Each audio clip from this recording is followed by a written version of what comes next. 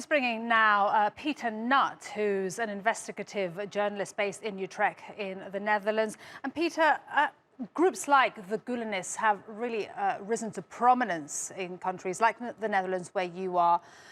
And tell us how you see this development, given the fact that you spent, or you lived in Turkey for 4.5 years. Yeah, well, I first want to go back a little bit to what Miss Eddy said.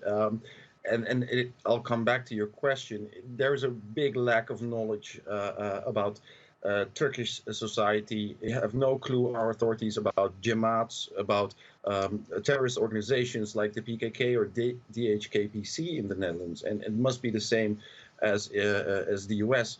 And we've seen the result of that in recent years. In the recent months, there have been a number of bombings of Kurdish Turkish owned Polish supermarkets in the Netherlands, and it's suspected that the PKK has been trying to extort them.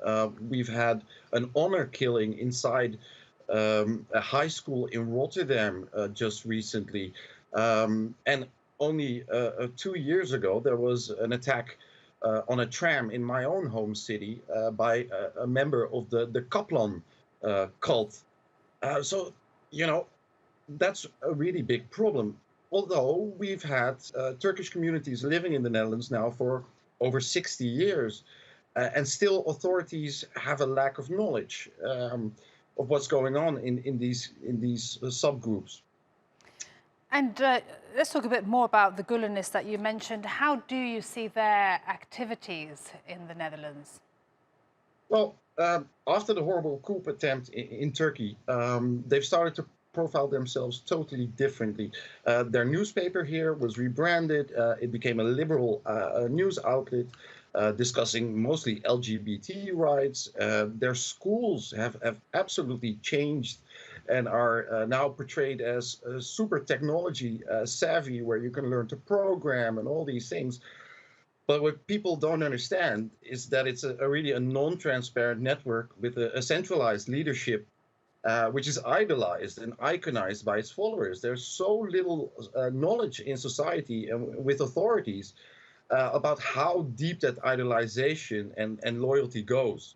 And to be honest, it's a business model, right? The more schools, the more foundations, the more media outlets, the more influence it can wield in society.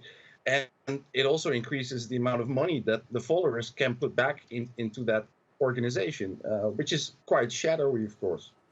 And it's the 5th anniversary of the failed coup attempt. You lived in Ankara. How did you experience that? On that day, I wasn't in Ankara. Maybe fortunately, I was in the Netherlands. My wife and child were in Turkey, and it was horrible to see this from a distance and not being able to be next to them, of course. I vividly remember a missile landing on the parking lot of a hospital right next door to the presidential palace. And that was the hospital that my daughter was born. When I used to live there, I had to renew my residence permit every year at the police station, the head police station in Ankara. And I'm watching TV and I see tanks rolling over the streets and massive gunfights. I can't imagine how that felt for Turkish citizens, really, that endured this kind of level of violence. It was quite horrible. Peter Nutt, it's been really great to get your perspective. Thank you so much, investigative journalist based in Utrecht.